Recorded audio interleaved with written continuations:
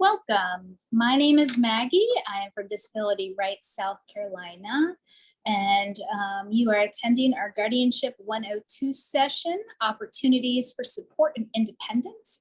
If you haven't already attended our 101 session, it is available on YouTube for you. No need to have watched it beforehand, but it is available as a resource for you after you watch this. We will be recording this event so that everyone is well aware. And it will be placed on YouTube after the fact. Just to let everyone know, we have muted all the participants. If you have a question, you're welcome to put it in the chat box, or you can raise your hand and we will get to them as we are available.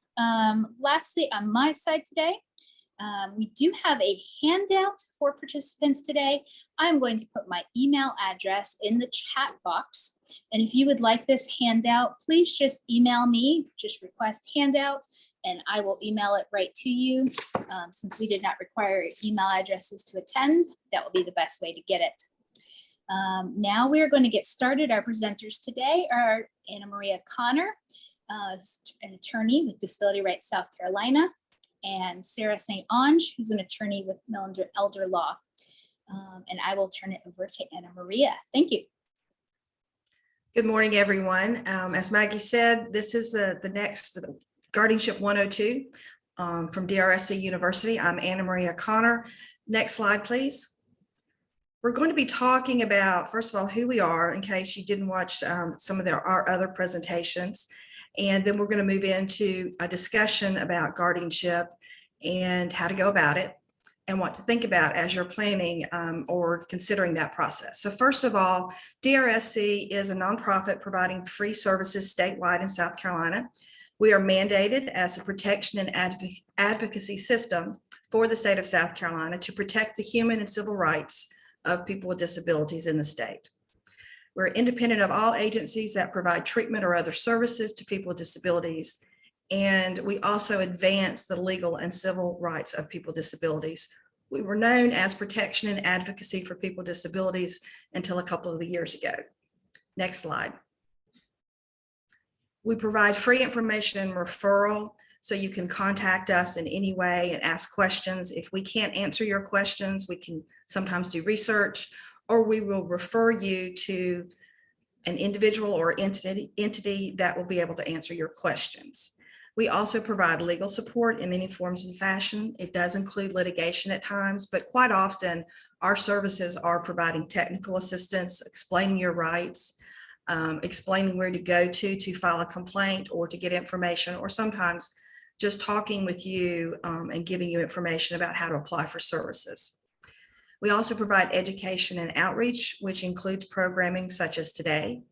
We also do monitoring and investigations, particularly under our legal authority, which can include monitoring going into facilities or service providers for people with disabilities and checking on the conditions there, checking on care and treatment, investigations of abuse and neglect.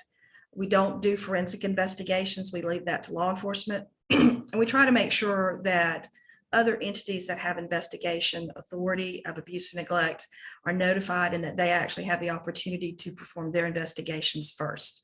And lastly, we work in public policy, which is educating policymakers at all different levels about the rights of people with disabilities and the questions and problems that our clients have.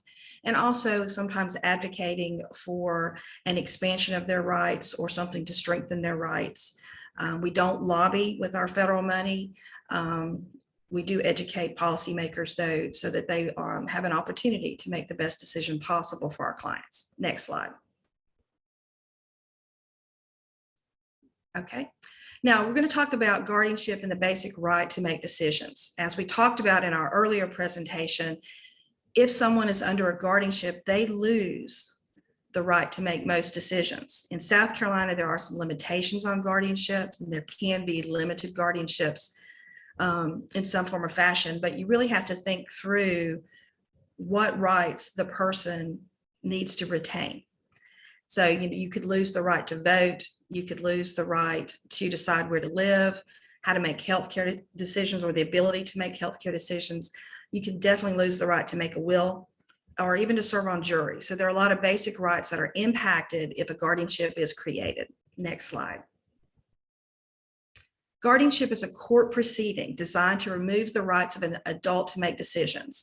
And that's an important distinction. Oftentimes people call us and they say that they are the guardianship for somebody with a disability and they want to engage us for services and want to talk with us. But when we begin talking with them, we realize they've never been to court. What they have, if anything, is maybe a healthcare power of attorney or another document which gives them some authority on behalf of an individual, but they don't actually have a court order. So if you've not been through court and you don't have a specific order appointing you as a guardian, you're not a guardian. So that, you need to understand the difference right from the beginning. And again, a guardianship proceeding actually removes rights from an individual. So you're going to have to prove by clear and convincing evidence that the person whose rights you want to remove is incapacitated. Next slide. So incapacity is very specifically defined in the law, and this slide actually shows you the wording in the law. It has basically an inability to effectively receive, evaluate, and respond to information or make or communicate decisions such that a person, even with appropriate, reasonably available support and assistance, cannot meet the essential requirements for his physical health, safety, or self-care, requiring the need for a guardian. So in simpler terms, if somebody can understand and make decisions, if they can communicate those decisions effectively, even with reasonable support and assistance, they don't need a guardian. So the first question is, what are their limitations? And are there reasonable supports or services that may help them retain control? And if so, a guardianship may be inappropriate. Next slide. So we're looking at another system for to make surrogate decisions. So a surrogate decision makers is a term that we use quite often here, or another reasonable accommodation can be made. We've had clients who really just need to be able to effectively communicate. So can they use a device? And do they have a device that works for them that can communicate or help them communicate if they cannot speak? If so, then that's effective communication. That's a reasonable accommodation. They don't need a guardian. A surrogate decision maker can be a guardian, but it can also be somebody with a healthcare power of attorney, for instance. It could be that they don't need a guardian, but they would like to be able to consult with family, friends, service providers to help them make decisions. That is a form of surrogate decision making, which we discussed in the earlier presentation. But again, that is a way of getting supported decision making and avoiding guardianship and keeping your rights. Next slide. So again, forms of surrogate decision making, first of all, guardianship or conservatorship. Conservatorship is the financial piece. And again, you usually get that going through court. A power of attorney is a document where the person actually gives you authority to make decisions in certain areas. You can have a healthcare power of attorney. You can also have a power of attorney that addresses financial decisions. You can also combine the documents and have one power of attorney. But again, a power of attorney typically is something that can be revoked by the individual who gives you that authority, and it's not the court-approved documents. They're legal documents, so they're allowable in South Carolina, but you don't have to go to court to get them. Now, another form of surrogate decision-making is creation of trust accounts, where money and assets are put into a trust, and the trust has an administrator that guards the assets, but also uses them according to the terms of the trust. Representative payee in the Social Security system is a way to actually appoint somebody to, again, handle your Social Security benefits to make sure that they're being used appropriately on your behalf. And the Adult Health Care Consent Act, which is a law in South Carolina that provides for decision-making in medical emergencies if you don't have a guardian or you don't have a power of attorney that someone can use on your behalf. Next slide. So first, the basic questions that we wanted to review again to ask whether or not a guardianship is appropriate, when it may be needed. First of all, if it's a child, if they're under the age of 18 and the parents are still around, or there's another person who's been appointed as a guardian in a DSS proceeding, for instance, then there's somebody in place to make decisions for that person, and they're not old enough to make their own decisions typically in most instances. So therefore, a guardian is not needed yet. You want to look at really age 18 and above for most people as to whether or not you need to go in and file a petition for guardianship. Are they on Medicaid? There are different parts of Medicaid that allow basically for somebody to represent another person. Again, you can use a healthcare power of attorney, and you can use other forms of representation in the Medicaid system. Settlement, inheritance, property ownership. This may be, this may come up, for instance, if you have somebody who is incapacitated or has problems making decisions, and let's say their parents die, their grandparents die, and they have to make decisions about the settlement of that property or inheriting that property or the ownership of a property. So that may be a time when establishing whether or not somebody is incapacitated, whether or not a guardianship should be created needs to be explored. Disagreement among caregivers or family.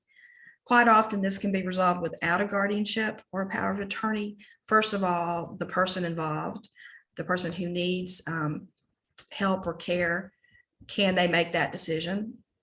Even if it's contrary to what their advisors, their family wants them to do, if they have the capacity to make the decision, then they should be allowed to make their own decision. But if there is a disagreement in there and the person is incapacitated, then that may be an opportunity for a guardianship to be created. That also, could run into some expense because it might be a contested case. And so everybody's going to come to court with their own attorneys. There's going to probably be some wrangling. So that's not going to be an easy thing to do, but it's something to think about. Exploitation by an agent under a power of attorney.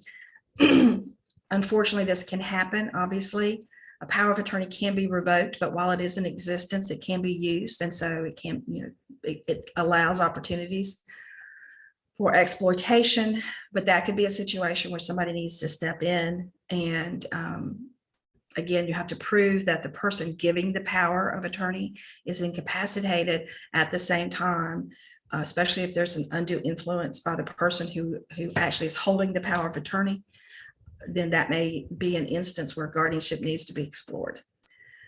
Vulnerabilities that cannot be mitigated in another way at this time. And again, an obvious case is where somebody is incapacitated and there's no way to improve their situation. There's no way to improve them medically so that they can understand.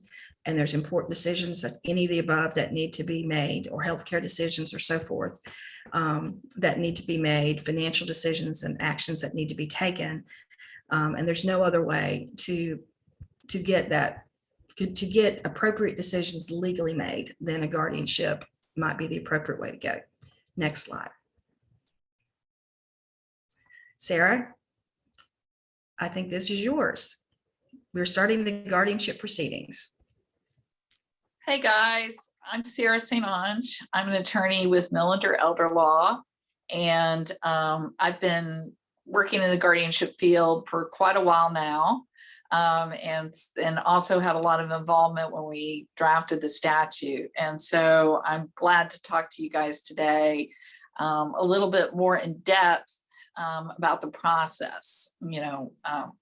If you come to our firm and you say, hey, I need to get guardianship over this family member, one of the first things we're going to do is sit down and talk to you about the process and whether there are alternatives, kind of what Anna Maria was talking about. Is there a power of attorney? Is there, what's going on? We got to figure out what the problem is and come up with the least restrictive way to solve that problem. And sometimes the least restrictive way to solve the problem is guardianship. But sometimes it's not. Anna Maria talked about surrogate decision-making. That is when somebody else is making decisions for you, either because they're your guardian or because you named them in a power of attorney and you're no longer have capacity, or some other process in the law that allows for them to be a surrogate. But sometimes when people come in and they meet with us, we talk about supported decision-making too. And there are a lot of resources available on Disability Rights, South Carolina's website, about supported decision-making as well. And so I refer those to you. Supported decision-making, an example of that would be like, I call my mom and say, hey mom, I got this problem going on, thinking about making a change or something like that. And I get her advice, and maybe I call some of my good friends and I get advice from them. That's something that everybody, including people with disabilities, does to make decisions.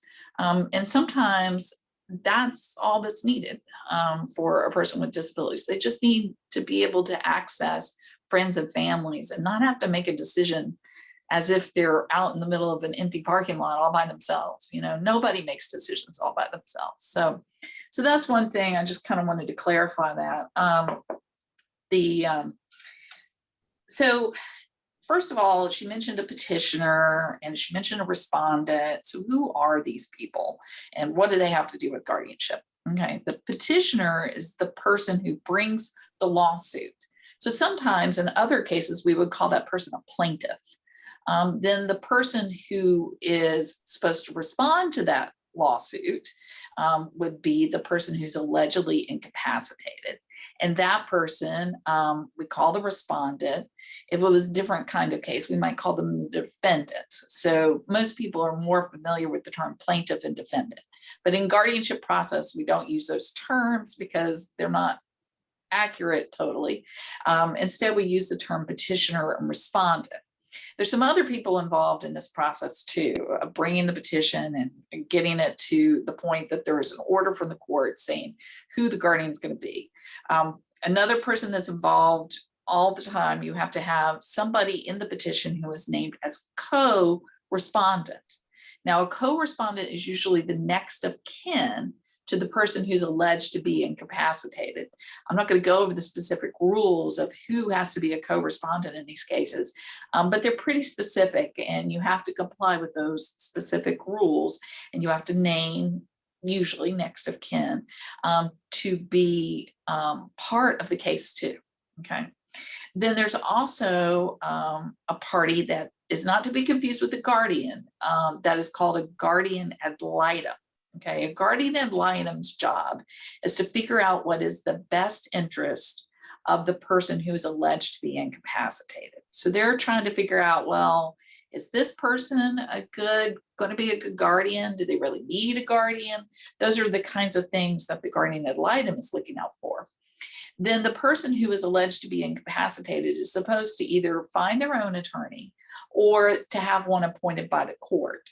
Now, one thing that is not really included in the sheet that Maggie talked about, the resource that you can get by emailing her, it doesn't really talk about this, but what happens is the court appoints an attorney to represent the individual first.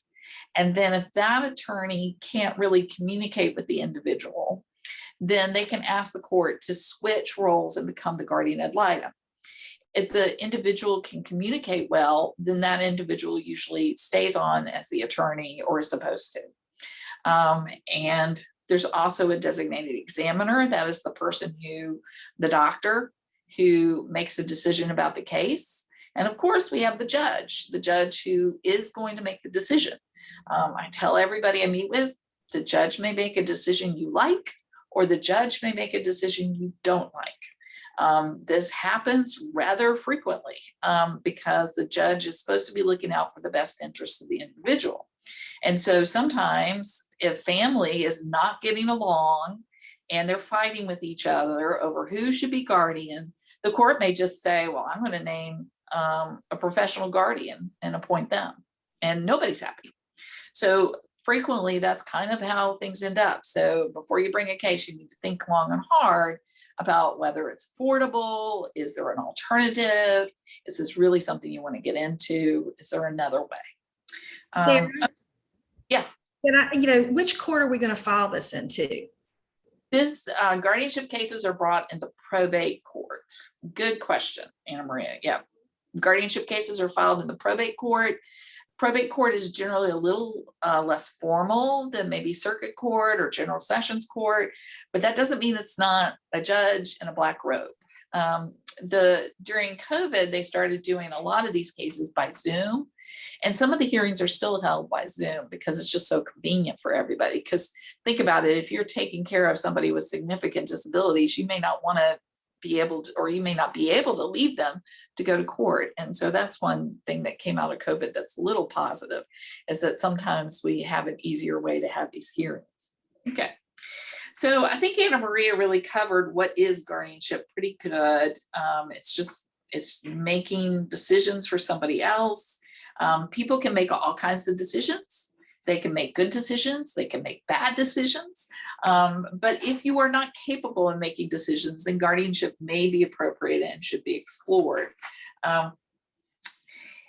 She already went over the definition, and if you pull out of that definition, essentially there are 3 things that you have to prove by clear and convincing evidence that somebody is incapacitated.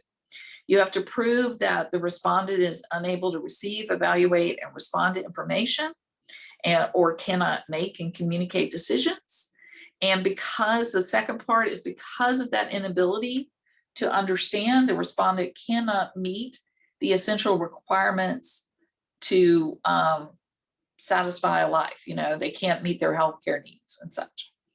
And that there's not a less restrictive way of meeting those needs, unless there's not supports and assistance that'll mitigate the need for a guardian. So those are kind of the 3 areas of proof that the individuals who bring a case have to prove. Also, if there's more than one person who wants to be a guardian, sometimes there could be multiple petitions when families not getting along and they disagree. Then the court also has to decide what's in the best interest as far as who to appoint guardian. So what is the process to obtain guardianship? Where do we start? Okay, so first of all, you do the petition and file that petition. You're going to have to do a criminal background check. We usually file those with the petition.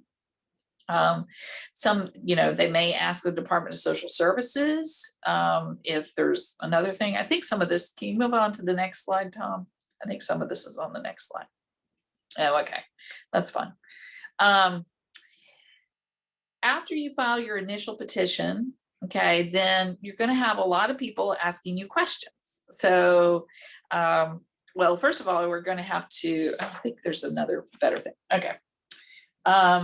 You're going to have to talk to the guardian ad litem. You're going to have to talk to the judge. You're going to have to talk to your attorney if you have one. There's going to be a lot of people interviewing everybody and figuring out what's going on in the situation. Step by step, after you file the summons and petition, you have to file with it a notice of right to counsel. That has to be served after it's filed with the probate court. The case is commenced. And then the next step is that you have to serve the person who's alleged to be incapacitated, the respondent. Others may have to be served, those co-respondents. There's all kinds of complicated rules. The rules of civil procedure have to be complied with, which means that not only does the individual have to be personally served, but an adult with them also has to be personally served because they're alleged to be incapacitated.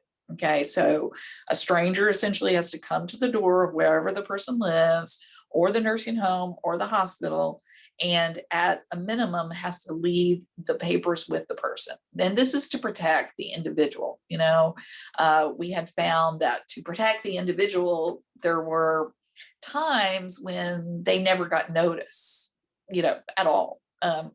And so we make sure, the law is really clear that you have to give the person notice. Now sometimes they may not be able to even accept the papers. They may not even be able to physically take the papers, but they can be laid beside them, and that complies with the law. 15 days after service, the court will appoint an attorney for the respondent unless the respondent has hired an attorney and that attorney has appeared on the respondent's behalf. Okay, so if If you ever get these papers because somebody thinks you're incapacitated, then you're going to have to make sure that you go out and hire an attorney, or an attorney is going to be appointed for you. The court will also appoint a designated examiner, that's the doctor. The exam has to be performed within 90 days of the report being prepared. Okay, so like you can't get a note from a doctor 2 years ago. It's got to be a specific form.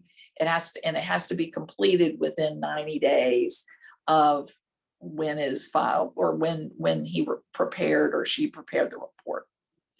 The next phase is that the guardian ad litem is appointed, and I already talked about what the guardian ad litem's job.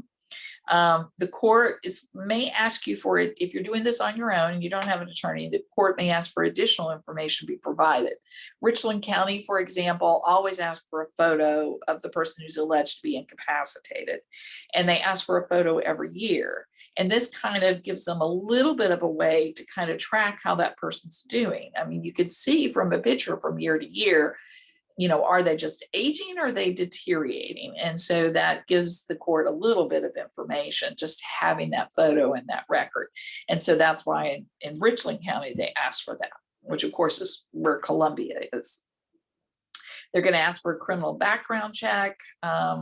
Sometimes they ask for a driver's license, social security numbers. The court does not make some of that documentation available for everyone. But that is, the courts don't all do the same process. The court will, after, then the guardian ad litem has to submit a report, and that's usually the last thing that's done. And that's probably the most time-consuming thing, because the guardian ad litem has to go and meet with the individual. They also have to talk with the petitioner. Usually they talk with any co-respondents, and they have to do a bit of an investigation. Anna Maria talked about the investigations that Disability Rights does. This is not totally unsimilar. They have to make sure that there's been no abuse or neglect and things like that, and really get a good picture of what's going on in the individual's life and what they need and who's in the best position to help them. So once that report is done, the court will set a hearing. Some courts will go ahead and set a hearing before the report is done. Some courts require the report before they'll set a hearing. But like I would say in Richland County, if you want a hearing, you're probably going to have to wait about 2 months. Not always, but usually they require the report to be done before they'll set that hearing. So that's kind of the most time-consuming process. Filling out the petition and getting it all started and gathering that information is somewhat time-consuming depending upon how hard you work at it. But the big part is waiting on that guardian ad litem report. And then, of course, you have a hearing. There are some courts that will waive the hearing in uncontested cases if the individual does not appear to have any objection over a guardian being appointed. That's been a little unusual in how that is done. After the hearing, the court issues an order. The court may ask your attorney to draft that order if you have an attorney, or the court may itself draft the order. The order will spell out exactly what rights, or should spell out exactly what rights are removed from the individual and whether those rights are vested in the guardian. Okay, now some rights, like for example, voting, cannot be removed, cannot be vested in the guardian. So you can become guardian, but that does not mean you can vote for the individual. This has been a hotbed issue. It's never been like that. So the current law has recently changed, but my understanding is everybody's interpretation is that unless the right to vote is specifically removed, the individual still has the right to vote. Okay, so if you think that needs to be removed, that needs to be part of the petition.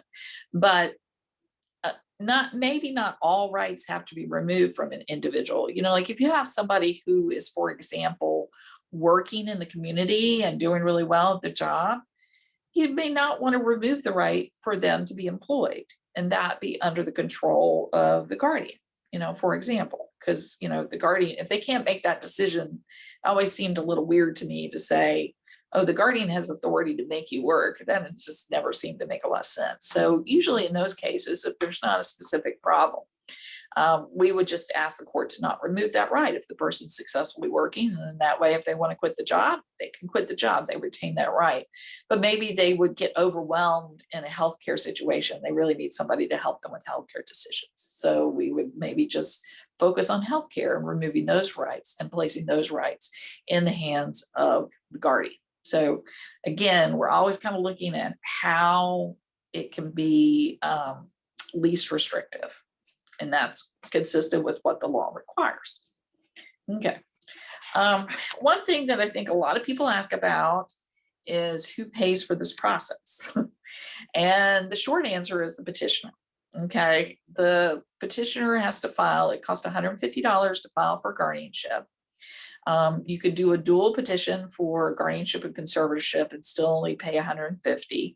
It used to be that if you wanted to be conservator, you'd have to do a separate petition and the court would get paid for both petitions. So that's a little bit of advantage. There's that dual petition. There are some circumstances where the court would allow you to be reimbursed for your fees and expenses from the person who's alleged to be incapacitated, the respondents. I'm trying to think. Oh, the final point I kind of want to talk about this process is that there are certain consequences that come after this. If it's not like, a case where there's a plaintiff and a defendant, and when the judge decides the case, whether it's appealed or not, that's the end of the case. These are cases that have ongoing jurisdiction. The court has ongoing jurisdiction after the order is issued. So that means that the court has expectations for the guardian to file reports and things like that to keep them informed of any changes about the respondent. That is something to keep in mind, is that this is not over when you think it's over. It will be over when the court releases you as guardian or when the individual passes away. So it is something that could go on for years and years and years with the court's involvement continuously through that process. Another thing that a lot of people don't think about when they file for guardianship is that somebody who's been determined to be incapacitated cannot possess, handle, hold, touch, have access to firearms. And so keep in mind that if you do proceed with guardianship for somebody who likes to hunt, there's no way to preserve that right. So hunting is going to have to be one of the things that goes away. So, and find a different hobby, I guess. So that's another thing. I'll turn it back to Anna Maria and she can let me know if I missed anything that I needed to include. Sarah, a question that often comes up, and I think you and I dealt with this recently, is what happens if the incapacitated person, a guardianship is instituted, the incapacitated person is homeless, they lose their home. Does the guardian have to actually let them live with them? No, that's not what the statute says. The statute, I think we took it out of the most recent version, but the statute used to say that a guardian was like a parent to a child, but that the guardian is not financially responsible for the ward. The ward is the person, after you've obtained guardianship over the respondent, they're called a ward. I'm not a huge fan of that term, but anyway, that's what it is in the law. So that is actually something that we've seen hospitals, I think this is what you're referring to, Anna Maria, where hospitals will say, you're the guardian, you've got to come pick them up. And you're like, no, I can't manage this person. I don't have the means to provide services to them. They got kicked out of their nursing home or kicked out of their group home or whatever it was. Being a guardian does not mean you're taking on that kind of financial responsibility or responsibility for the physical care. Now, if you fail to do your best to provide for them with their resources, then that could mean that the court terminates, your appointment. So your job as a guardian is to use their assets to their best interest and to make decisions in the best interest of the ward. Yes, or decisions, if you know them, decisions that they would make. Yeah. Yes, and I think that's another piece that's often lost is, especially with, let's say, elderly people, a child is going to become a guardian over their elderly parents. If you know what your mom or dad's wishes were prior to the guardianship on certain issues, then you're supposed to the best of your ability, fulfill those wishes. That can come into play in terms of whether or not they wanted to go into a nursing home or they wanted to try home health services first. It could also, unfortunately go into funerals, how those are planned. My mom famously told us what she wanted for years and didn't want in certain areas. And so, we all felt obligated to follow her wishes. And so guardianship does kind of have that requirement in it. Think about what the person wanted and then try to act in the same manner if you can. Yeah, and one of the things that the courts have started doing, and it's in the forms, it's not really in the statute, but it's in the forms. We had a case where the individual, there was a power of attorney, but then there was also somebody taking the person to the bank and getting them to take out money and give it to them. And so they were being exploited. Now, a power of attorney does not mean, you cannot still do things. Like if you, there are two different kinds of powers of attorney. One's immediate and one's a springy. And most of the ones in South Carolina are immediate, meaning that they're immediately effective. So the power of attorney, the agent under the power of attorney can step into your shoes and do what you want to do, but it doesn't stop you from going out and being exploited basically by a third party. So in those situations, and also when there's a healthcare power of attorney in place, maybe the person's kind of, really confused. And so they might want to revoke the healthcare power of attorney or name somebody who really doesn't have their best interest in mind.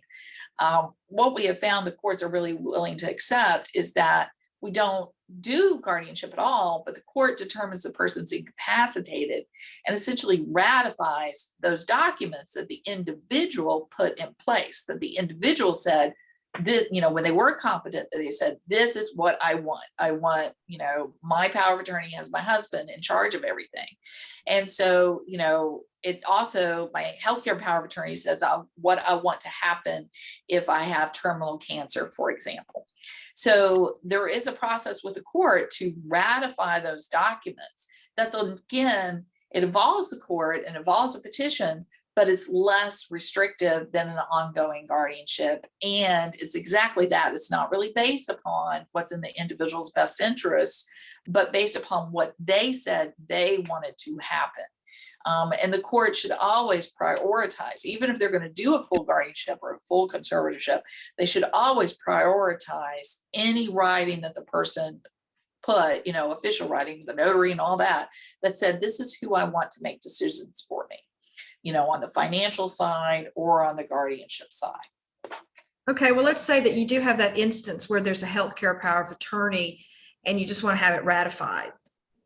What kind of petition, if it's not a petition for a guardianship, what kind of petition is it that you would file? The petitions are, it'd be easier if I could pull up one real quick. I don't think I could pull it up that quick.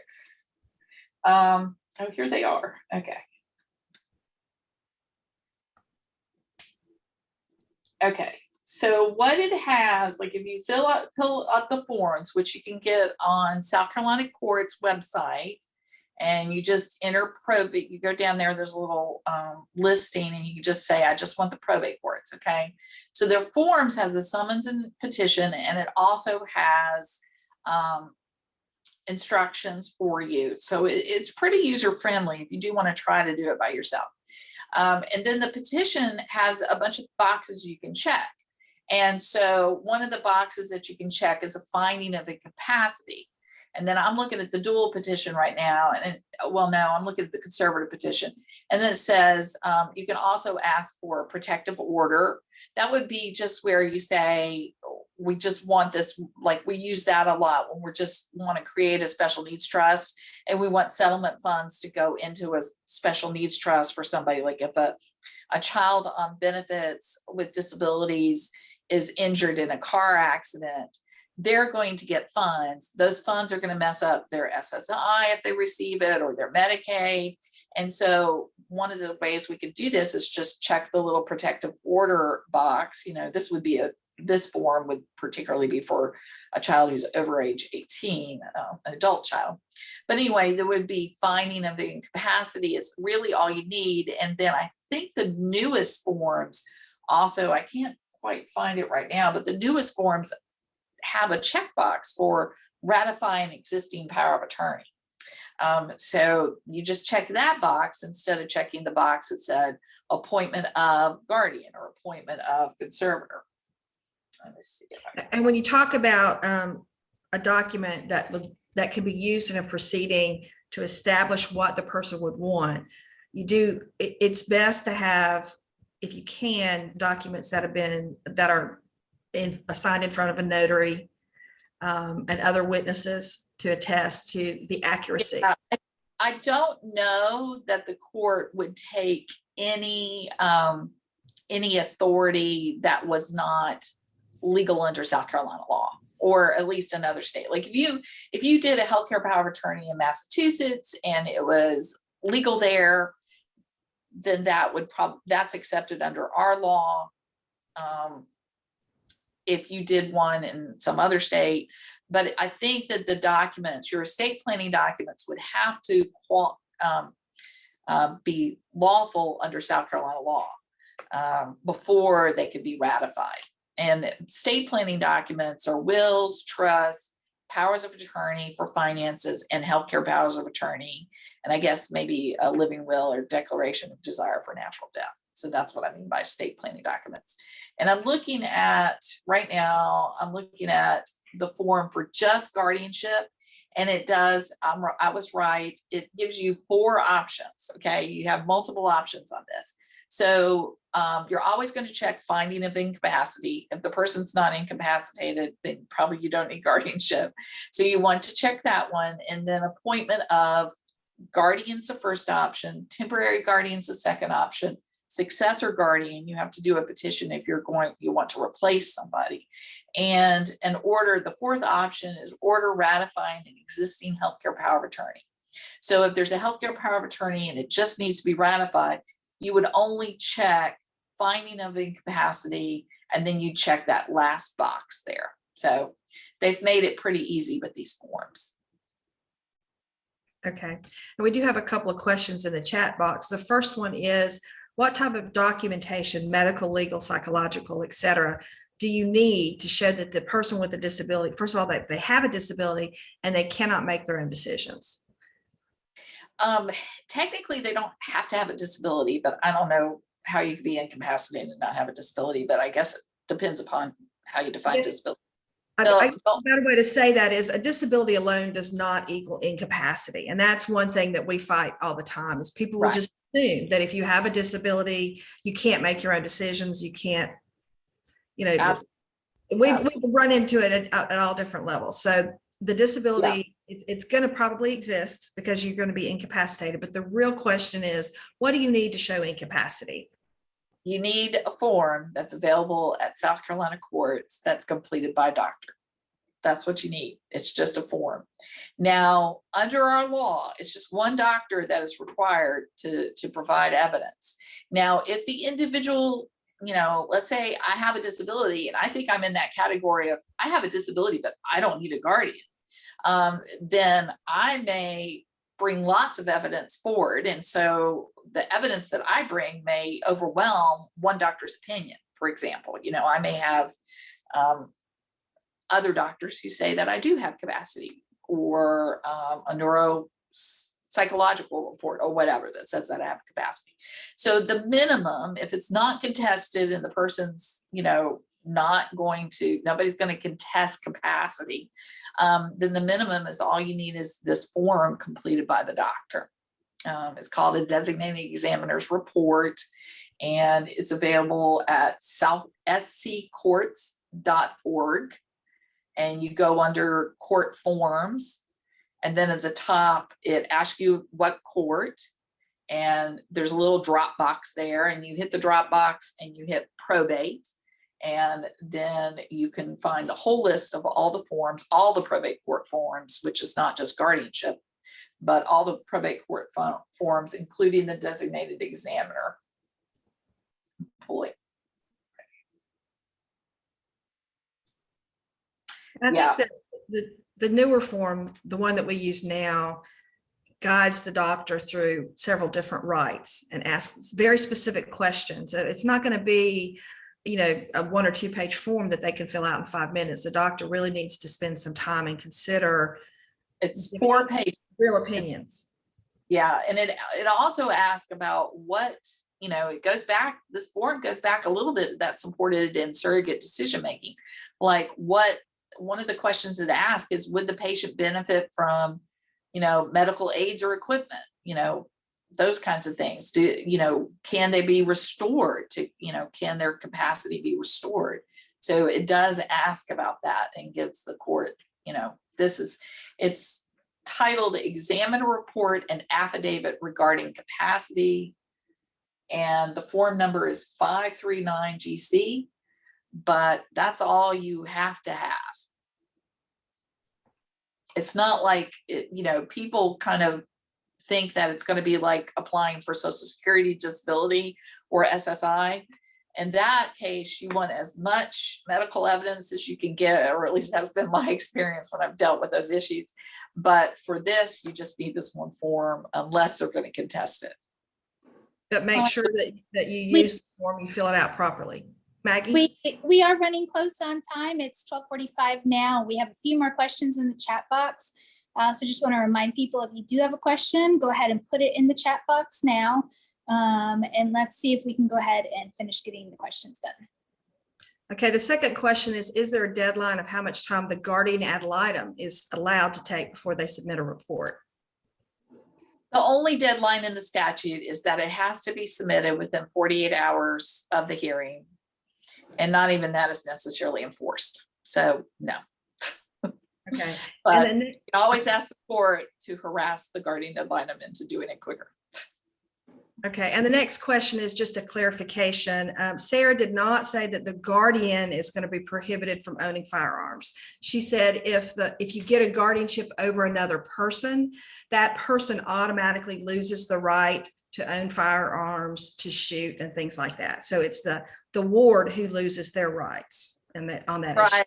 I mean, I don't know the answer as to whether if the ward lives with the guardian, you know, I would think that as long as the guns are in a safe and they're locked and the ward can't access them, it'd be fine. But I don't have the expertise on that area of the law. But yeah, the guardian still has their rights to have guns, definitely. Well, let's you know, imagine worst case scenario. What happens if the guardian has guns? The person is in the ward is in the house with them, and let's say they injure somebody. The ward takes a gun, gets hold of a gun, and injures somebody with that. Is the guardian going to be liable for the actions of the ward?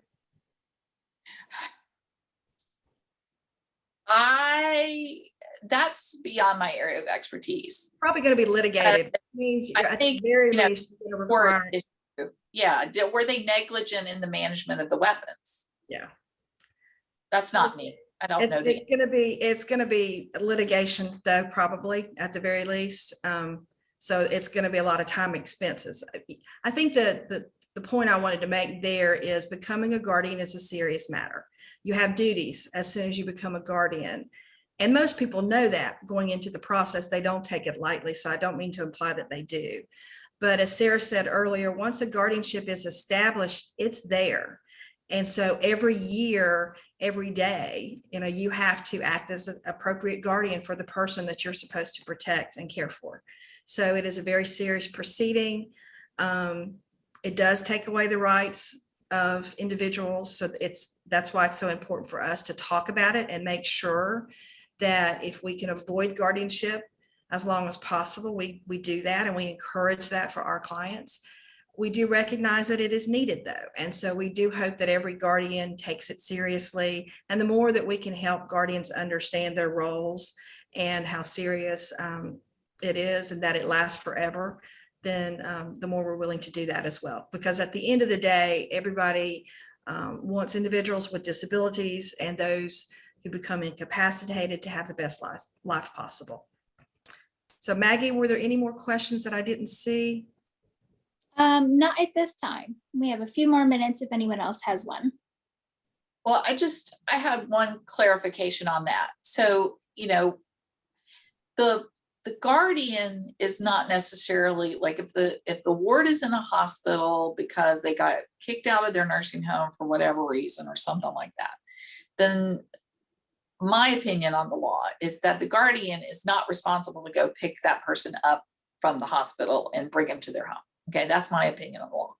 However, if a ward also lives with the guardian, then there's another provision of the law called the Omnibus Adult Protection Act, which Anna Marie is very familiar with, that would say as caregiver of a vulnerable adult, you do have responsibilities to make sure the individual's needs are met. So I just think that clarification probably needs to be made, that not by virtue of being the guardian, but by virtue of being a caretaker, you do have to make sure that the individual's needs are met and that they're not neglected or abused or exploited. Yeah, I think that the difference if the ward is not living with you and you become aware that wherever they're living, they're being abused or neglected, then you as the guardian would have the right, but also the requirement to address that abuse and neglect. And I think that we don't have a lot of cases really where the guardian is actually the abuser. We oftentimes have the guardian calling us and saying, I'm concerned about my ward. And that's what they have to do. You can't just put them in a home and forget about them. You are the guardian. So from the time you get that appointment until the time the guardianship ends, which is death or removal by the court, then you have to make sure that you look out for that person. And it can be as simple as, visiting the home, making sure they're getting the appropriate care and treatment, that if healthcare decisions need to be made, that they're made appropriately and in a timely manner. That's another thing, is you can't, disappear from the country for months on end and not pay attention to your ward. So there's some responsibilities. You don't always have primary caregiving responsibilities, which is the difference. Right, exactly. It's very complicated. It's hard to cover it in 2 hours. Was there anything else on the slides, Tom? Can you forward the slide? Let's make sure we're not missing some. Oh yeah, there we go. There's the supported decision-making thing I talked about. Is that the last slide? I think the next 2 slides are our contact information, both for Sarah individually and for me. And of course, you have the contact information for Disability Rights South Carolina. There we go. Feel free to email me, anybody who has questions.